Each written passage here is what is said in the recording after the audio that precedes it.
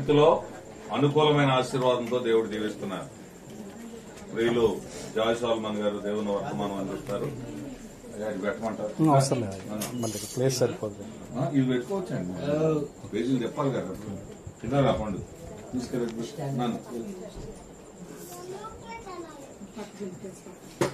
దేవుని పరిశుద్ధ నామానికి మహిమ కలుగును గాక. హల్లెలూయా. మన ప్రభువును ప్రియరక్షకుడైన యేసుక్రీస్తు శ్రేష్టమైన నామంలో నేటి కూడికకు హాజరైన మీ అందరికీ కూడా నా హృదయపూర్వకమైన వందనాలు తెలియజేస్తా ఉన్నాను. మరి వాతావరణము సహకరించకపోయినప్పటికీ మీకున్న ఆసక్తిని బట్టి నేను ప్రభువుని ఎంతగానో స్తుతిస్తూ ఉన్నాను. హల్లెలూయా. దైవజనులు మరి కాసేపట్లో మన మధ్యలోనికి రాబోతూ ఉన్నారు. వారు వచ్చేలోగా కొద్ది మాటలను మనం ధ్యానం చేసుకుందాం. యోబు గ్రంథము మొదటి అధ్యాయము, యోబు గ్రంథము మొదటి అధ్యాయము 8వ వచనాన్ని చదువుతూ ఉన్నాను, గమనించండి. యోబు గ్రంథము మొదటి అధ్యాయము 8వ వచనము. అందుకు యెహోవా, నీవు నా సేవకుడైన యోబు సంగతి ఆలోచించితివా? అతడు యథార్థవర్తనుడును న్యాయవంతుడునై దేవుని యందు భయభక్తులు కలిగి చెడుతనము విసర్జించినవాడు. భూమి మీద అతని వంటి వాడెవడును లేడు. ప్రార్థన. మమ్మల్ని అతి మిక్కిలిగా ప్రేమించిన మా ప్రియ పరలోకపు తండ్రి, ఈ సాయంకాల సమయంలో మరొకసారి మీ పాద సన్నిధి చేరటానికి మీరు చూపిన కృపను బట్టి స్తోత్రాలు. గడచిన కాలం మీ రెక్కల నీడలో భద్రపరిచారు, క్షేమాన్ని సమృద్ధిని అందించారు. వందనాలు. ఈ రీతిగా మేమందరము కూడి ఉండటానికి సహాయము చేశారు. రాజా, వాతావరణాన్ని మీ స్వాధీనంలో ఉంచుకొనండి. సేవకుల రాకపోకల్లో క్షేమాన్ని ఇవ్వండి. నాయనా, కొద్ది మాటలు ధ్యానించటానికి మేము పూనుకొని ఉండగా రాజా, అల్పుడైన నన్ను మరుగు చేయండి, మీ ఆత్మచేత నింపి వాడుకొనండి అయ్యా. ఈ లేఖనంలోని సత్యాలను మేము గ్రహించులాగున మా హృదయాలను తెరవమని బతిమాలుకుంటూ ఉన్నాం. వినగలిగిన చెవిని, గ్రహించే హృదయాన్ని మా అందరికి ఇవ్వండి అయ్యా. సమస్తాన్ని మీ స్వాధీనంలో ఉంచుకొనండి. మీకే మహిమలారోపిస్తూ యేసయ్య పరిశుద్ధ నామంలో అడిగి వేడుకుంటున్నాము తండ్రి, ఆమేన్. దేవునికి స్తోత్రం. హల్లెలూయా. ప్రభువునందు ప్రియ సహోదరి సహోదరులారా, దేవునికి అపవాదికి మధ్యలో ఒకానొక రోజున సంభాషణ జరుగుతూ ఉంది. దేవుడు అపవాదికి ఒక చెప్పు దెబ్బ లాంటి సమాధానం ఇచ్చాడు. అదేంటంటే, నువ్వేదో నరులందరినీ పాపంలో పడేస్తున్నాను, వారిని బలహీనతలకు నేను గురి చేస్తా ఉన్నాను అనేదో నువ్వు విరవీగుతున్నావేమో. నా సేవకుడైన యోబును నువ్వు చూసావా? అతను యథార్థవర్తనుడు, దేవుని యందలి భయభక్తులు కలిగినవాడు, న్యాయవంతుడు. ఆ రీతిగా మనం చూడగలిగితే యోబుని గురించిన సాక్ష్యము దేవాది దేవుడే ఇస్తా ఉన్నాడు. వాస్తవానికి మనం చూడగలిగితే ఈ రోజున సమాజంలో ఉంటున్న మనము మనుషుల యొక్క గుర్తింపు కోసమో, మన ఇరుగు పొరుగు వారి గుర్తింపు కోసమో మనం చూడటానికి ప్రయత్నిస్తూ ఉంటాం. దాని అంతటికంటే గొప్ప గుర్తింపు ఎవరిస్తారంటే దేవాది దేవుడే మనకివ్వాలి. అది కూడా మన సాక్ష్యాన్ని బట్టి ఆయన ఇవ్వాలి. హల్లెలూయా. ఒకానొక రోజున ఆయన న్యాయపీఠం ముందు నువ్వు నేను నిలబడినప్పుడు ఆయన నిన్ను నన్ను చూసి అనవలసిన మాట ఏంటంటే, బల నమ్మకమైన మంచి దాసుడా అనే గొప్ప సాక్ష్యాన్ని ఆయన మన గురించి పలకాలి. ఈ పిలుపు కోసం మనం ఎదురు చూడాలి. దీనికోసం మనం సిద్ధపాటును కలిగి ఉండాలి. దీనికోసం మన సాక్ష్యాన్ని కాపాడుకోవాలి. దీనికోసం దేవునితో మనం సహవాసాన్ని కలిగి ఉండాలి. గమనించండి, ఒక 4 మంచి లక్షణాలు యోబు భక్తుని గురించి అక్కడ రాయబడ్డాయి. అవేంటంటే, అతడు యథార్థవర్తనుడును న్యాయవంతుడునై దేవుని యందలి భయభక్తులు కలిగి చెడుతనము విసర్జించినవాడు. భూమి మీద అతని వంటి వాడెవడును లేడు. హల్లెలూయా. గమనించండి, భూమి మీద అతని వంటి వాడెవడును లేడు కదా. చాలా సందర్భాల్లో మనకి గ్రేట్ అంటే గొప్ప వారిని గురించి చరిత్ర ఏం చెప్తుందంటే కేవలం కొద్ది మందిది మాత్రమే గొప్పవారు అంటుంది. వాళ్ళు ఎవరంటే Alexander the great, Akbar the great, Chanakya, Chandragupta the great. ఇంక తర్వాత ఎవరు గ్రేట్ లేరు కదా. అందుకనే కొంతమందిని మాత్రమే ప్రపంచం గుర్తించింది. కానీ దేవుడు ఇక్కడ ఎవరిని గుర్తిస్తున్నాడు? తన సేవకుడైన యోబును గుర్తిస్తున్నాడు. ఏమంటున్నాడు? అతని వంటి వాడెవరు కూడా లేరు ఈ లోకంలో. ఎందుకని? అతను యథార్థంగా ఉన్నాడు, అతను న్యాయాన్ని అనుసరిస్తా ఉన్నాడు, అతను భయభక్తులు కలిగి ఉన్నాడు, అతడు చెడుతనాన్ని విడిచిపెట్టేశాడు. గమనించండి, ఈ లక్షణాలు యోబులో ఉన్నాయి కాబట్టే దేవుడు యోబును గురించిన గొప్ప సాక్ష్యాన్ని ఇస్తున్నాడు. మనం చూడగలిగితే మొట్టమొదటి లక్షణం ఏంటి? అతనిలో, యోబులో యథార్థవర్తనుడు. హల్లెలూయా. అందుకనే మొదటి అధ్యాయం 8వ వచనం దగ్గరే ఉందాం. గమనించండి, అతడు యథార్థవర్తనుడు. ఎందుకనంటే ఎవరైతే దేవుని ఎదుట యథార్థవంతులుగా ఉంటారో వారు ఖచ్చితంగా దేవుని కృపను పొందుకుంటారు, దేవుని దీవెనలు వారు అనుభవిస్తారు. గమనించండి, ఇశ్రాయేలీయులతో దేవుడు మాట్లాడుతూ ఉన్నాడు. ఎందుకనంటే ఒకానొక పరిస్థితుల్లో వారు దేవుని యొక్క గొప్ప కార్యాలను ఎరుగని తరంలోకి వచ్చేశారు. అందుకనే నిర్గమాకాండంలో వారికి చెప్పిన విషయాలనే దేవుడు మరొకసారి ద్వితీయోపదేశ కాండంలో కూడా వారికి జ్ఞాపకం చేస్తున్నాడు. ఎందుకని? అప్పుడున్న ప్రజలు, అప్పుడున్న తరాలు ఇప్పుడు లేరు కదా. అప్పుడు ఉన్న భక్తి ఈ తరంలో వారికి లేదు. అందుకనే యథార్థత అనేది ఎంత అవసరమో ద్వితీయోపదేశ కాండములో దేవాది దేవుడు వారికి జ్ఞాపకం చేస్తున్నాడు. 18వ అధ్యాయము ద్వితీయోపదేశ కాండము 18వ అధ్యాయము 12వ వచనంలో మనం చూడగలిగితే అక్కడ చాలా స్పష్టంగా రాయబడి ఉంది, వీటిని చేయు ప్రతివాడును యెహోవాకు హేయుడు, ఆ హేయములైన వాటిని బట్టి నీ దేవుడైన యెహోవా నీ ఎదుట నుండి ఆ జనమును వెళ్ళగొట్టుచున్నాడు. అంటే ఎవరు దేవునికి హేయమైన కార్యాలు, ఆయాసకరమైన కార్యాలు చేస్తారో వారిని దేవుడు వెళ్ళగొడుతున్నాడు. ఎవరిని తన దగ్గర ఉంచుతున్నాడు అంటే ఎవరు యథార్థవంతులుగా ఉంటారో వారిని ఆయన జ్ఞాపకం చేసుకుంటున్నాడు. హల్లెలూయా. అందుకనే గమనించండి, యథార్థవంతులు ఆయనతో వ్యాజ్యమాడతారు. అంటే వాస్తవంగా యథార్థత అంటే మన మాటలు ఏవో మన క్రియలు కూడా అదే ఉన్నప్పుడు అది యథార్థత అవుతుంది కదా. మాటలు ఏవే, క్రియలు కూడా అవే. అంటే మాటలు చేతలు ఒకటే అవ్వాలి, బతుకు బోధ ఒకటే అవ్వాలి. అప్పుడు మనలో యథార్థత ఉంటుంది. గమనించండి, బ్రతుకు వేరు, బోధ మరొకటి అనుకోండి, యథార్థతను కోల్పోతాం. దేవుని దృష్టికి మనం హేయులుగా ఉంటాం. అప్పుడు ఆయన ఏం చేస్తాడు? మనల్ని చెదరగొట్టేస్తాడు. అందుకనే ప్రియ సహోదరి సహోదరులారా, ఆయనతో వ్యాజ్యమాడాలి అంటే ఈ రోజును మనం ఆయన అడుగుతాం కదా, ప్రభువా నాకు అదివ్వు, ప్రభువా నాకు ఇదివ్వు, నాకెందుకు ఇవ్వలేదు, వాళ్ళందరికి ఇచ్చావు అని మనం అడుగుతాం కదా. అడగాలంటే మనలో యథార్థత ఉండాలి. వాస్తవానికి దేవుని విషయంలో మనం యథార్థంగా ఉంటున్నామా? మనల్ని మనం స్వపరీక్ష చేసుకున్నప్పుడు ఆయనతో మనం వ్యాజ్యమాడొచ్చు. కానీ గమనించండి, మనుషులైన మనము బలహీనులు. మన మాట తీరులో గాని, ప్రవర్తన శైలిలో గాని దేవునికి ఆయాసకరమైన కార్యాలను చేసి దేవునికి దూరస్థులం అయిపోయాం. కానీ ఆయన తన కృపచేత మనలందరినీ కూడా సమకూర్చాడు. హల్లెలూయా. అంత మాత్రమే కాదు, గమనించండి, యథార్థవంతులకు చీకటిలో కూడా వెలుగును ఆయన ఇచ్చేవాడిగా ఉన్నాడు. కీర్తనాకారుడు అంటున్నాడు, మనం చూడగలిగితే కీర్తనాకారుడు 112వ కీర్తన 4వ చరణంలో అంటున్నాడు, యథార్థవంతులకు చీకటిలో వెలుగు పుట్టును, వారు కటాక్షమును వాత్సల్యతయు నీతియు గలవారు. హల్లెలూయా. వారికి చీకటిలో వెలుగు కలుగుతుందంట. కారణం ఏంటి? వారి యథార్థతను బట్టి దేవుడు వారికి మార్గాలను సిద్ధం చేస్తాడు. అలాగే యథార్థవంతులు దేవునితో వ్యాజ్యమాడతారు.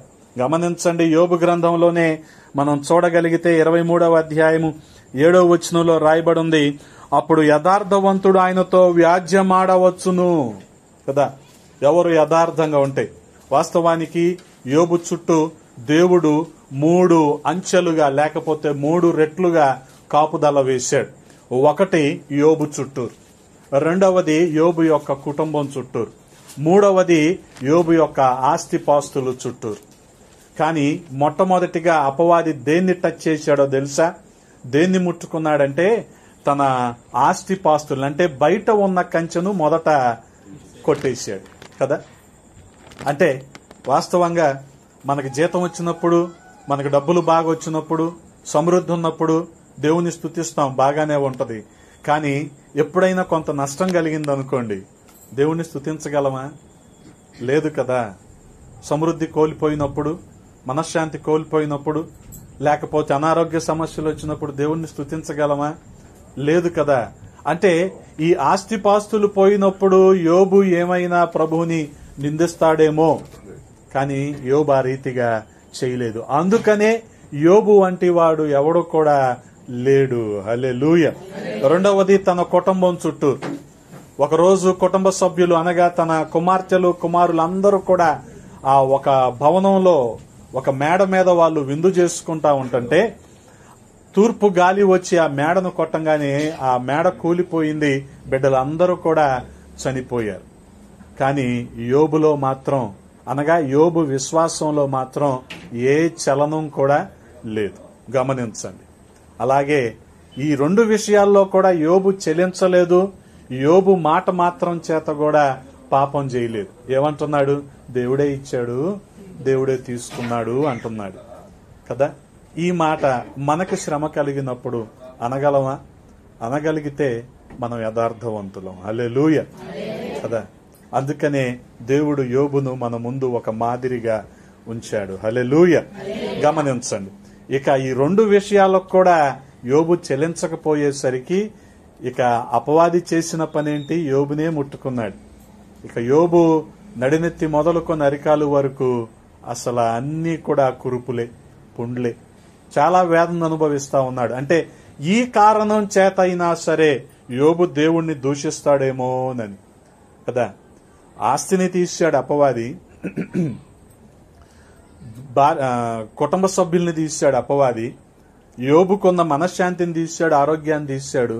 కానీ యోబు భార్యను తీయలేదు. ఎందుకనంటే యోబు భార్య వచ్చి ఏమంటుంది? నువ్వు దేవుణ్ణి దూషించి చచ్చిపో అంటుంది. అందుకనే ఆ పరిస్థితి కోసమే తన భార్యను బ్రతికించి ఉంచాడు అపవాది. కానీ ఆ పరిస్థితుల్లో కూడా యోబు తన భక్తిని కాపాడుకున్నాడు. అందుకనే యోబు వంటి వాడు ఎవరు కూడా ఈ భూమి మీద లేరు. అది అతని యథార్థత. హల్లెలూయా. అందుకనే యథార్థవంతులు ఆయనతో వ్యాజ్యమాడొచ్చు కదా. నేను నీ కోసం భక్తిగా ఉన్నాను, నువ్వు నాకెందుకు ఈ రీతిగా చేశావని వ్యాజ్యమాడొచ్చు. అలాగే యథార్థవంతులకు దేవుడు చీకటిలో వెలుగును కలిగించేవాడు. అంత మాత్రమే కాదు, యథార్థవంతులు దేవుణ్ణి చూస్తారు. గమనించండి, 11వ కీర్తన 7వ చరణంలో రాయబడి ఉంది కదా, యెహోవా నీతిమంతుడు, ఆయన నీతిని ప్రేమించువాడు, యథార్థవంతులు ఆయన ముఖ దర్శనము చేసెదరు. హల్లెలూయా. ఆయన ముఖ దర్శనం చేస్తారు, ఆయన్ని చూస్తారు. దేవుడు యథార్థవంతులకు అటువంటి గొప్ప ఆధిక్యతనిస్తాడు. హల్లెలూయా. కాబట్టి ప్రియ సహోదరి సహోదరులారా, అంత మాత్రమే కాదు, యథార్థవంతులు ఆయనతో కూడా నివసిస్తారు. 140వ కీర్తన 13వ చరణంలో మనం చూడగలిగితే, నిశ్చయముగా నీతిమంతులు నీ నామమునకు కృతజ్ఞతాస్తుతులు చెల్లించెదరు, యథార్థవంతులు నీ సన్నిధిని నివసించెదరు. చూశారా, యథార్థవంతులకు దేవుడు ఎన్ని మేళ్లు దాచిపెట్టాడో. ఆయనతో ఉంటారు, ఆయన్ని చూస్తారు, ఆయన కృప పొందుకుంటారు, ఆయనతో వ్యాజ్యమాడవచ్చు. వారికి చీకటిలో కూడా వెలుగు కలుగుతుంది.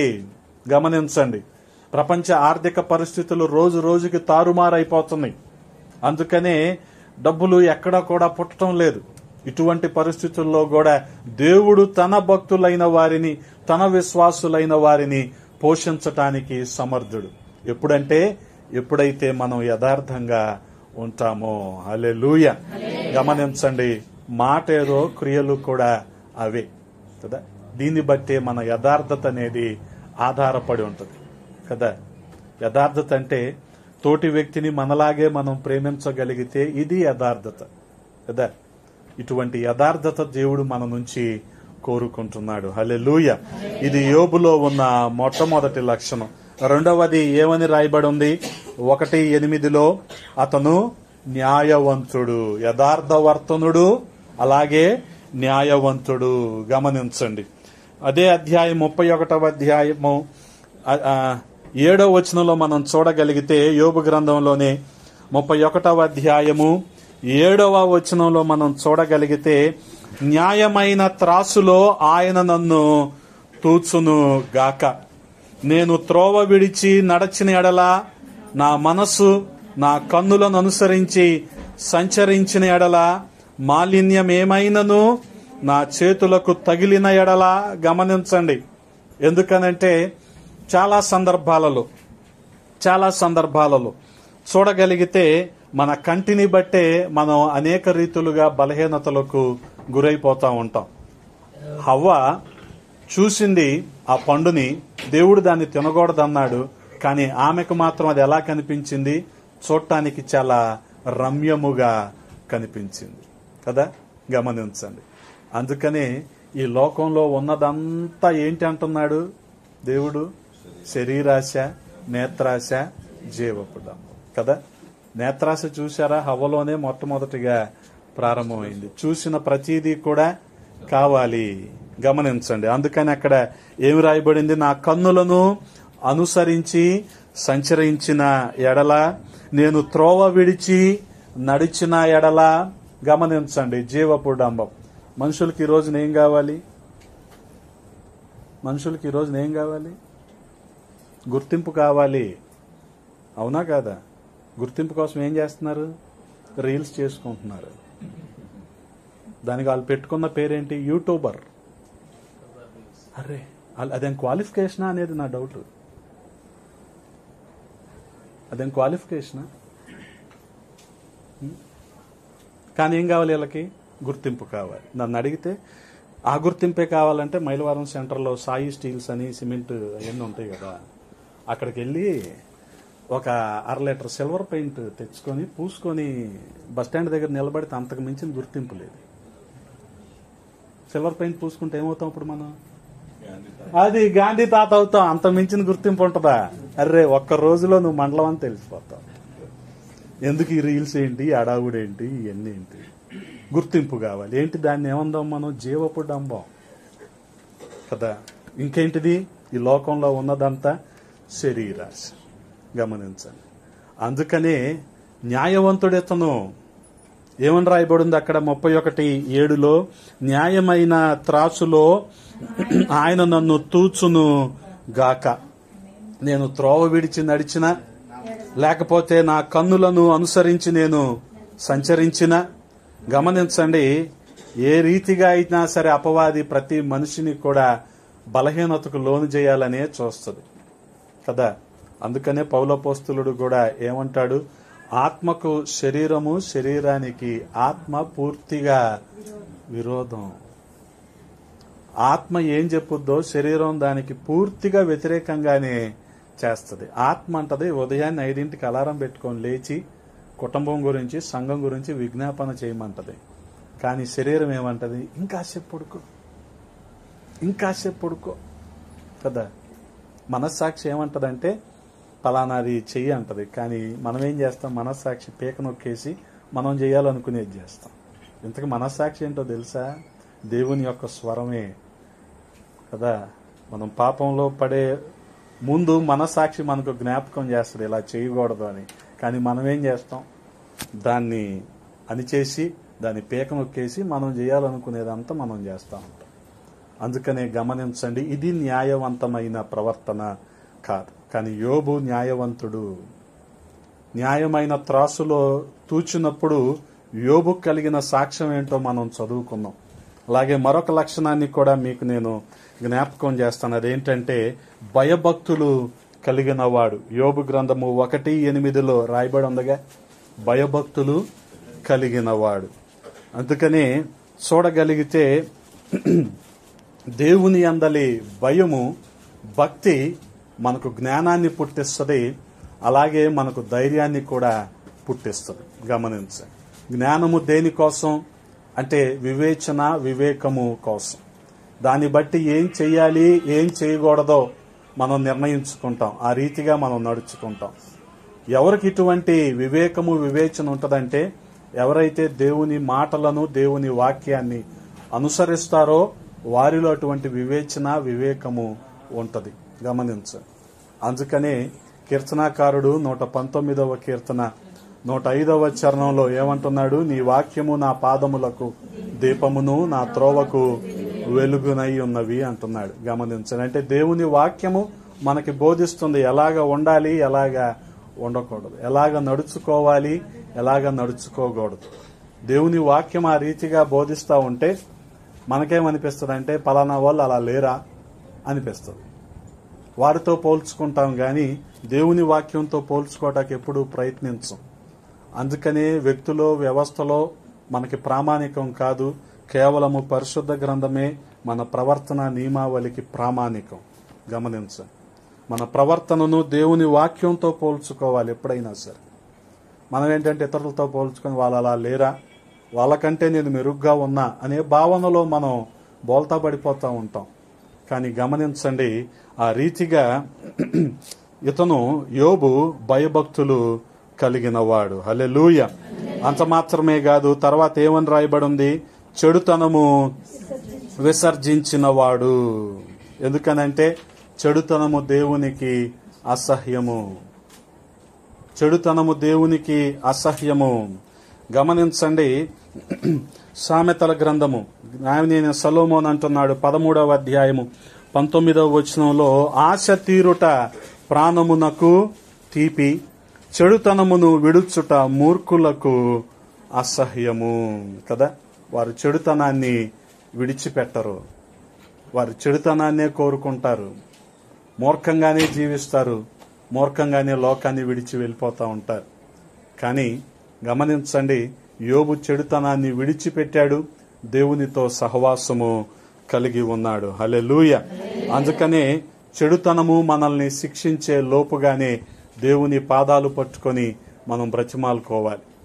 ఆ చెడుతనాన్ని బట్టి మనకు శిక్ష వచ్చే లోపుగానే దేవుని వద్దకు మనం రావాలి. గమనించండి. అందుకనే అనేక సందర్భాలలో దేవుడు చెడుతనం గురించి మాట్లాడుతూ ఉంటాడు కదా. సదోమో గొమొర్రాల పాపము లేదా చెడుతనము ఆయనకి చాలా కష్టం అనిపించింది. ఎందుకు వీళ్ళు ఈ రీతిగా ప్రవర్తిస్తున్నారు అని. ఈ రోజున చూడగలిగితే లోకము కూడా సదోమో గొమొర్రాలాగానే ఉంది. ఈ చెడుతనాన్ని విడిచిపెట్టాల్సిన అవసరత ఉంది. ఆ రీతిగా యోబు మనకి ఎందుకని మాదిరి అంటే గమనించండి, యోబు చెడుతనాన్ని విడిచిపెట్టినవాడు. మరి మొదటి అధ్యాయము 8వ వచనంలో ఈ 4 లక్షణాలు ఉంటే, యోబు గ్రంథంలోనే మరి మరికొన్ని లక్షణాలు కూడా మనకు కనబడుతూ ఉన్నాయి. యోబు గ్రంథము 7వ అధ్యాయము 5వ వచనంలో మనం చూడగలిగితే అక్కడ, నా దేహము పురుగులతోనూ మంటి పెళ్లలతోనూ కప్పబడి ఉన్నది, నా చర్మము మాని మరలా పగులుచున్నది అంటున్నాడు. అంటే యోబు శ్రమను సహించినవాడు. ఇది కూడా అతని గొప్ప లక్షణం, శ్రమను సహించినవాడు. అన్నీ బాగుంటునే దేవుడు గాని ఏమైనా ఇబ్బందులు కలిగితే దేవుడు మాకేం చేశాడు అనే రోజులు ఇవి. గమనించండి. కానీ యోబు ఆ రీతిగా ఏమైనా అన్నాడా? ఏం అనలా. ఆ శ్రమను కూడా సహించాడు. అంత మాత్రమే కాదు, గమనించండి, నిరీక్షణ కలిగి ఉన్నాడు. నా విమోచకుడు సజీవుడు, నేను మరలా ఆయన్ని చూస్తాను అనే నిరీక్షణను కలిగి ఉన్నాడు. హల్లెలూయా. అందుకనే ఆఖరి అధ్యాయాల్లోకి వచ్చేసరికి రెట్టింపు ఆశీర్వాదాన్ని పొందుకున్నాడు. గమనించండి, ఎంత నిరీక్షణ అది. రెట్టింపు ఆశీర్వాదాన్ని పొందుకున్నాడు. ఏవైతే ఆస్తులు పోగొట్టుకున్నాడో, ఎన్ని గొర్రెలు, ఎన్ని మేకలు, ఎన్ని ఎడ్లు, ఎన్ని ఒంటెలు పోగొట్టుకున్నాడో వాటికి రెట్టింపు దేవుడు యోబుకు అనుగ్రహించాడు. అందుకనే గమనించండి ప్రియ సహోదరి సహోదరులారా, యోబును మనము మాదిరిగా కలిగి ఉండాలి కదా. సాధారణంగా మనమేమనుకుంటామంటే దేవుడు మనకేదో బంగ్లా ఇవ్వలేదనో, కారు ఇవ్వలేదనో, లేకపోతే విలాసవంతమైన వస్తువులు ఇవ్వలేదనో, విపరీతమైన డబ్బు ఇవ్వలేదనో దేవుని మీద అలుగుతూ ఉంటాం. కానీ గమనించండి, దేవుని సమకూర్పు ఏ రీతిగా ఉంటుందంటే ఏ రోజు ఎంత అవసరమో ఏది అవసరమో అది అనుగ్రహించడానికి ఆయన సమర్థుడు. హల్లెలూయా. గమనించండి, వారు ఇశ్రాయేలీలు 40 సంవత్సరాలు అరణ్యంలోనే తిరుగుతూ ఉన్నారు. దేవుడు ఎంత కృప కలిగిన వాడంటే వారి చెప్పుల వారు తెగిపోలేదు కదా. మనం చెప్పులు వేసుకుంటే 5-6 నెలలకు వాటిని మళ్ళీ మనం మార్చేసుకోవాలి. కానీ వీళ్ళు ఒకే చెప్పులు ఎన్ని సంవత్సరాలు వేసుకున్నారు? అది దేవుని సమకూర్పు కాదా కదా. బట్టలు కూడా పాతగిల్లలేదు, ఆ బట్టలు కూడా అవే బట్టలు 40 సంవత్సరాలు వేసుకున్నారు. గమనించండి. పోనీ ఇంతమందికి దాదాపు 30 లక్షల మందికి వంట చేయాలి, వడ్డించాలంటే అసలు ఏంటి? కానీ వీరు వంట చేశారా? లేదు. సమయానికి మన్నా తిన్నారు, పూరేళ్ళు వచ్చేసింది. దేవుని సమకూర్పు ఆ రీతిగా ఉంటది. హల్లెలూయా. అందుకనే మొదటి రాజుల గ్రంథంలో మనం చూడగలిగితే 17వ అధ్యాయంలో మనకి ఆ సారేపతు గ్రామంలో ఉన్న విధవరాలు కనపడతా ఉంటది కదా. ఏమనుకుంది? పొలలేరుకుంటా ఉంది. ఉన్న తొట్టిలో కొంచెం పిండి, బుడ్డిలో ఉన్న కొంచెం నూనె, వాటితో అప్పం చేసుకొని ఆమె తన కుమారుడు తిని ఇక కరువుతో చచ్చిపోతాం, ఇవన్నీ ఆకలి చావులే అనుకుంది. ఎందుకనంటే దేశంలో చాలా సంవత్సరాలుగా వర్షాలు పట్టలేదు. కానీ ఏలియా వచ్చాడు. మొదటిగా ఒక చిన్న అప్పం నా కోసం చేసి పెట్టు, మరలా దేవుడు వర్షం కురిపించేంత వరకు నీకే కొరత ఉండదన్నాడు. అంటే తొట్టి నిండిపోలేదు. జాగ్రత్తగా అర్థం చేసుకోండి. బుడ్డి కూడా నూనెతో నిండిపోలేదు. కానీ ఈరోజు ఆమెకు తన కుమారుడికి ఆ రొట్టె చేసుకోవటానికి, అది కాల్చుకోవటానికి ఎంత నూనె అవసరమో, రొట్టె చేసుకోవటానికి ఎంత పిండి అవసరమో అంత ఉంది. తొట్టి ఖాళీ అయిపోయింది, బుడ్డి కూడా ఖాళీ అయిపోయింది. మరలా ఉదయం వీళ్ళు చేసుకునే టైంకి తొట్టిలో అంతే పిండి, అంతే నూనె ఉంది. దేవుని సమకూర్పు ఇలా ఉంటది. కానీ అపవాది మనలో ఏ ఆలోచన కలిగిస్తాడో తెలుసా? దేవుని దీవెనంటే మనకి సంచి నిండిపోవాలంటాడు. అవసరంలా. ఏం చేసుకుంటావు సంచి కదా. సంచి నిండిన దగ్గర నుంచి మన దౌర్భాగ్యం ఏంటంటే దాత మీద ఉండాల్సిన దృష్టి దానం మీద ఉండిపోద్ది. ఈ సంచిని కాపాడుకోవడం అయిపోద్ది. ఆయన చూడడం ఇంకా మనం అంత దౌర్భాగ్యంలోకి వెళ్ళిపోతాం మనం కదా. ఇల్లు ఇవ్వనంత వరకు వస్తారండి మీరు మందిరానికి. ఇల్లు ఇచ్చిన తర్వాత దాన్ని దొలపాలి, దానికి పెయింట్లు వేయాలి, దాన్ని చూసుకోవాలి, అక్కడే ఉంటారు. అర్థమైందా ఇప్పుడు? దాతను దానం అంటే ఏంటో. దాత మీద మనకు దృష్టి ఉండట్లా. ఆయనే ఇవ్వకపోతే ఇల్లు ఎక్కడ సార్ కదా. ఆయన ఇచ్చిన దాన్ని చూసుకుంటే ఇక్కడే ఉండిపోతున్నావు నువ్వు. కానీ గమనించండి, దేవుణ్ణి ఆ రీతిగా మనం యథార్థవంతంగా మనం ఆరాధించినప్పుడు, న్యాయవంతంగా మనం నడుచుకున్నప్పుడు, చెడుతనాన్ని మనం విడిచిపెట్టినప్పుడు ఆయన రెట్టింపు ఆశీర్వాదాలను మనకు అందిస్తాడు. అంటే ఒక మాట చెప్పనా, మనకి రూపాయి బ్యాంక్ బ్యాలెన్స్ ఉండదు, రూపాయి అప్పు ఉండదు. దేవుడు ఆ రీతిగా నడిపిస్తాడు. ఇది సార్ విశ్వాసం. మన ఆలోచన ఎంతసేపు ఉంటుందంటే మనకి చాలా డబ్బులు ఉండిపోవాలి అనుకుంటాం. కాదు, ఎంత అవసరం అంత చాలు. చాలా ఉంటే నువ్వు ఆయన మర్చిపోతావు. ఇది వద్దు మనకి. ఆయన్ని ఏమంటారు, ఆయన్ని విడిచిపెట్టేంత విలాసం మనకు అవసరంలా, ఏది అవసరంలా. గమనించండి. అందుకని ఇటువంటి ఆలోచన కలిగి ఉన్నాడు కాబట్టే యోబు తన ప్రాణం మీదకి వచ్చినా సరే, శరీరం అంతా కురుపులతో ఉన్నా సరే, యోబు ఆలోచించింది ఒకటే, కనీసం ప్రాణమైనా ఉంది కదా అనుకున్నాడు. అదే మనం చిన్న తలనొప్పికే తలకిందులు అయిపోతా ఉంటాం. కానీ యోబేమనుకున్నాడు, సరే శరీరానికి కురుపులుంటే ఉన్నాయి, కనీసం ప్రాణంతోనైనా ఉన్నా కదా అనుకున్నాడు. కాబట్టి ఆఖరి అధ్యాయంలోకి వచ్చేసరికి రెట్టింపు ఆశీర్వాదాలతో నింపబడ్డాడు. అందుకని అక్కడ చాలా స్పష్టంగా రాయబడి ఉంది కదా, 8వ వచనం ఆఖరి మాటలో ఏమని రాయబడి ఉంది గమనించండి. భూమి మీద అతని వంటి వాడెవడునూ లేడు. ఇంకెంతకు మించిన సాక్ష్యం అవసరంలా ఏ భక్తుని గురించి అయినా సరే. భూమి మీద అతని వంటి వాడు ఎవడునూ లేడు. అటువంటి యథార్థతను కలిగి ఉందాం, న్యాయవంతంగా ప్రవర్తిద్దాం, చెడుతనాన్ని విడిచిపెడదాం. దేవుని అందరి భయభక్తులు కలిగి ఉందాం. యోబు అనుభవించిన రెట్టింపు ఆశీర్వాదాన్ని అనుభవిద్దాం. దేవుడు అటువంటి కృప మనందరికీ దయచేయునుగాక. ఆమేన్. తలలు వంచండి, ప్రార్థన చేసుకుందాం. పరిశుద్ధుడా, ప్రేమ కలిగిన తండ్రి, ఈ సమయంలో కొద్ది మాటలు ధ్యానించడానికి మీరు చూపిన కృపను బట్టి స్తోత్రాలు. రాజా నాయన, యోబు ఏ రీతిగా సాక్ష్యము పొందాడో, యథార్థవంతుడని, న్యాయవంతుడని, చెడుతనాన్ని విడిచిపెట్టిన వాడని, భయభక్తులు కలవాడని, ఆ రీతిగా మేము కూడా జీవించి మీ చిత్తంలో మేముండి మీ నుంచి రెట్టింపు ఆశీర్వాదాలు అనుభవించే కృపను దయచేయమని బతిమాలుకుంటూ ఉన్నాం. కూడిన ప్రతి ఒక్కరిని మీ హస్తాలకు అప్పచెప్పుకుంటూ ఉన్నామయ్యా. రాజా, వారి వ్యవసాయములో, వ్యాపారాల్లో, ఉద్యోగాల్లో తోడుగా ఉండండి, ఫలింపునివ్వండి, ప్రతి అవసరతను తీర్చండి. అలాగే వేదికనున్న దైవజనులు ఆయన మాట్లాడబోతూ ఉండగా వారి నోటికి బోరగా ఉండండి. వారి పక్షాన మీరుండి మాతో మాట్లాడమని బతిమాలుకుంటూ ఉన్నాం. అలాగే ఈ కూడికను ఏర్పాటు చేసిన సురేష్ అయ్య గారిని బట్టి వందనాలు. వారికి రావలసిన దీవెనలు దయచేయండి. వారి పరిచర్యలను విస్తరింప చేయమని యేసయ్య నామములో అడిగి వేడుకుంటున్నాము తండ్రి. ఆమేన్. దేవుడు మిమ్మల్ని